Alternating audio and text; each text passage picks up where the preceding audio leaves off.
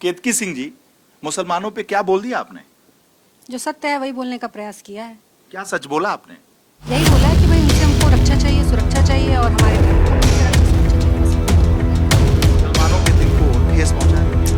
क्या करूं, मैं तो सांस भी लेती हूँ, हम बेचारे हिंदुओं का यही तो दुख है, हम सांस भी लेते हैं तो हो जाते हैं बदनाम, वो कत्ल भी करते हैं तो चल जाते हैं। इसमें शक है? हम पूरा कश्मीर से लेकर और अब केरल तक का, तमिलनाडु तक का इतिहास उठाकर देख लें, पाकिस्तान जो बना है, बांग्लादेश जो बना है, तमाम इतिहास उठा के देख लें, सांच को आज क्या, सच तो छुपा नहीं है।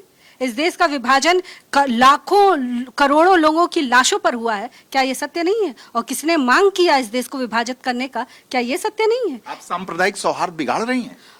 हाँ, क्या करूं, मैं ये जिम्मा उठाते उठाते थक गई हूँ। और मेरे जैसे लाखों करोड़ों हिंदू हैं जो अब बस मांग लिए हैं, हाथ जोड़कर माफी मांग रहे हैं कि हमको अब इससे मुक्ति दो, इन जंजीरों से मुक्ति दो, कि भैया तुम्हारे ही जिम्मे है कि तुम इस देश का सौहार्द बनाए रखो। सामने वाला तुमको मलमूत्र पिलाता रहे, सामने वाला तुमको थूकी हुई चीज खिलाता रहे, सामने वाला तुम्हारी बहन बेटियों को अपनी मस्जिदों से इस बात को कहता रहे कि अपनी बहन बेटियों को छोड़ के चले जाओ, नहीं तो तुमको गला काट देंगे। सामने वाला तुम्हारा घर कब्जा कर ले, जमीन कब्जा कर ले, तुम्हारा अस्तित्व कब्जा कर ले, तुम हाथ जोड़कर खड़े रहो। मैं उस चीज से अब हम हिंदू बाज आ गए हैं और क्षमा चाहते हैं। सरकार आपकी है, आप अशांति फैलाना चाहती हैं होली के अवसर पे?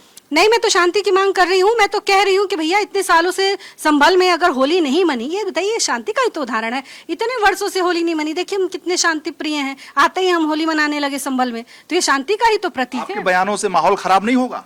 अब भाई मेरे ये बताइए, होली हो, दिवाली हो, रामनवमी हो, काली पूजा हो, दुर्गा पूजा हो, इन सारे त्योहारों में सुरक्षा लगती है कि नहीं लगती है? यस और नो? लगती है ना।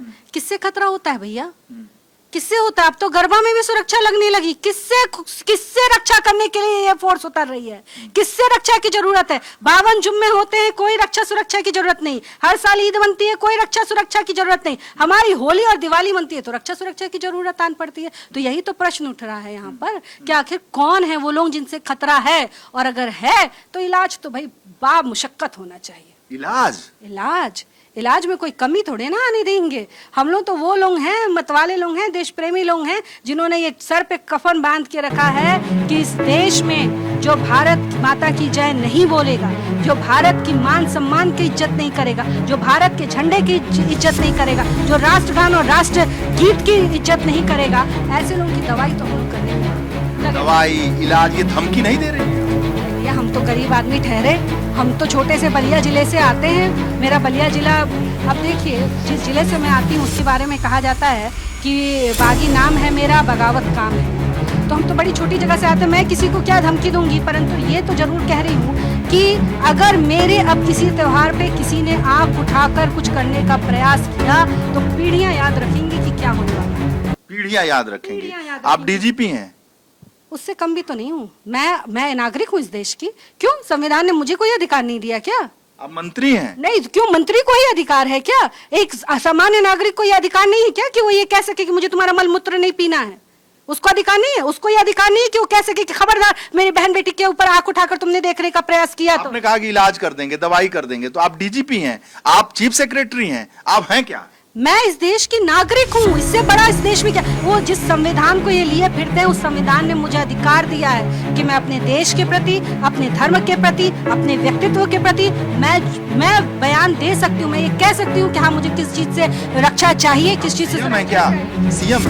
मेरे सीएम तो एक ही हैं और इस पूरे राष्ट्र में एक ही सीएम है जिनकी गूंज आजकल चल रही है, और मैं उनकी एक भक्त हूँ, छोटी सी भक्त हूँ। शायद वो जानते हो ना ही जानते हो, पर मैं तो उनकी भक्त हूँ और उनकी भक्ति के ही मैं चिन्हों पर। चौधरी का जो उन्होंने समर्थन कर दिया, समाजवादी पार्टी कह रही है किसी वजह से ये भारतीय जनता पार्टी के विधायक नेता बौखला गए हैं और इस तरह के बयान। दिक्कत ये है ना कि वो जिसका उन्होंने पैरवी की, मैं चाहती हूँ कि समाजवादी पार्टी पहले जाके उस व्यक्ति का इतिहास पता करे।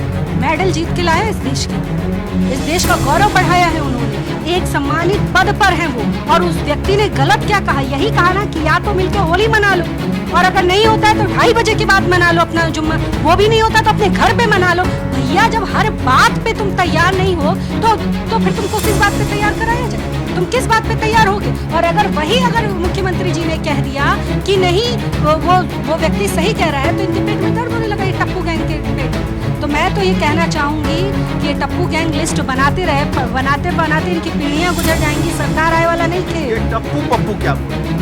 तो इस देश में दो ही तो हैं, एक पप्पू एक टप्पू।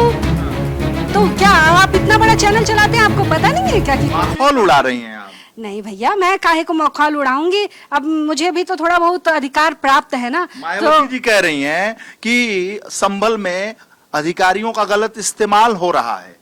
बहन मायावती जी बहुत अच्छी महिला हैं, उनका बहुत सम्मान है, हम सब बहुत महिला होने के नाते उनका सम्मान करते हैं, और उनको कोई गलत न्यूज़ पहुंचा दिया होगा तो उन्होंने ऐसा बयान दे दिया है। क्योंकि मुझे तो लगता है कि संभल ही नहीं, पूरा उत्तर प्रदेश एक नई दिशा में, उत्तम प्रदेश बनने की दिशा में बढ़ रहा है, निखरता उत्तर प्रदेश। अखबार उठाइए साहब, अखबार, इंटरनेशनल न्यूज़पेपर उठाइए, हर न्यूज़पेपर की हेडलाइन रहती है। हेडलाइन तो ये भी है कि जिस तरीके से सीओ रैंक अधिकारी वर्दी में बोल रहा है, उसका भी पूरा खबर उसकी बन रही है। रघुराज सिंह बोल रहे हैं आपके पार्टी के कि तिरपाल टांग लो, आप बोलती हैं कि अलग से उनके लिए हॉस्पिटल बना दो। आखिर क्या है? वो भी तो नागरिक है ना यहाँ के।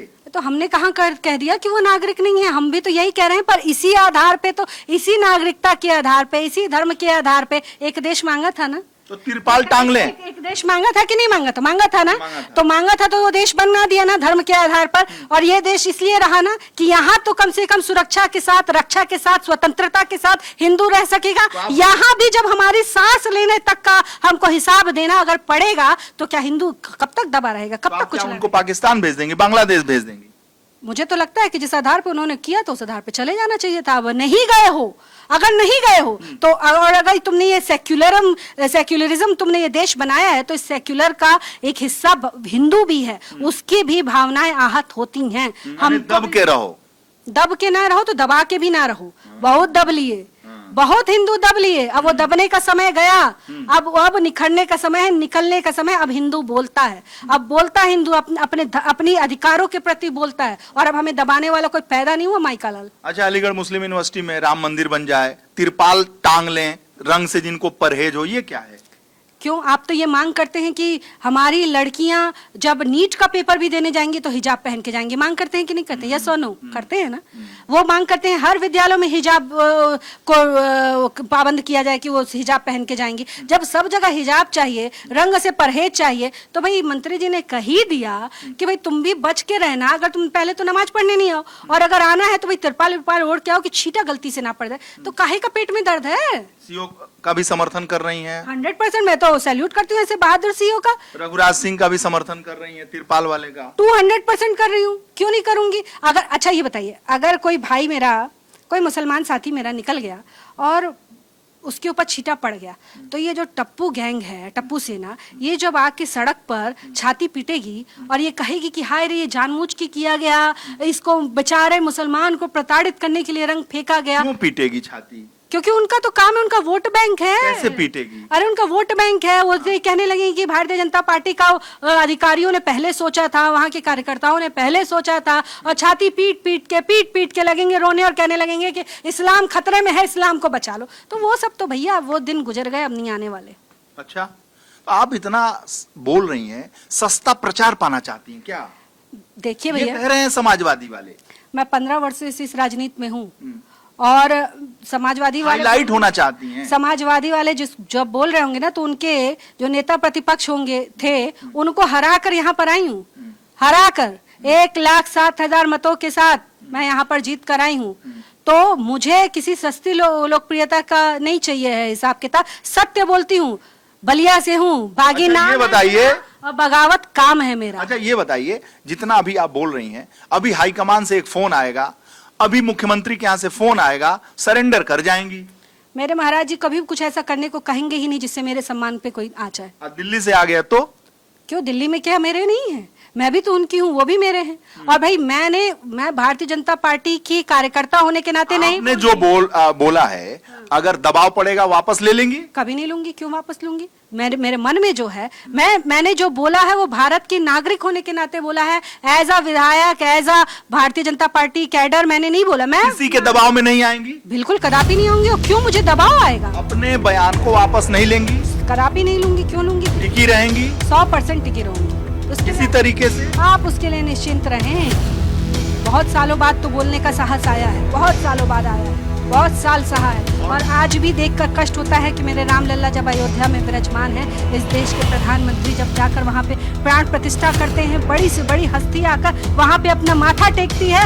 इसी उत्तर प्रदेश में रहकर यहाँ के वो साइकिल चलाने वाले लोग, जिनकी साइकिल का टायर पंक्चर महाराज जी ने कर रखा है, जब वो वहाँ नहीं जाते हैं तो मुझ जैसे हिंदू को कष्ट होता है। और मन में ये प्रश्न उठता है कि आखिर किसको खुश करने के लिए वो अयोध्या नहीं गए, किसको खुश करने के लिए वो कुंभ में नहीं गए, किसको खुश करने के लिए वो मथुरा और काशी को छुड़ाने की बात नहीं करते, वो संभल में जिन्होंने होली मनाने नहीं दी उनको रोकने की, उनके ऊपर कार्रवाई करने की बात नहीं करते, किसको खुश करने के लिए। और जब तक मैं एक नागरिक रहूंगी, मेरे मन में यह प्रश्न आता रहेगा और मैं पूछती रहेंगी, बिना दबाव, बिना रुके, बिना झुके।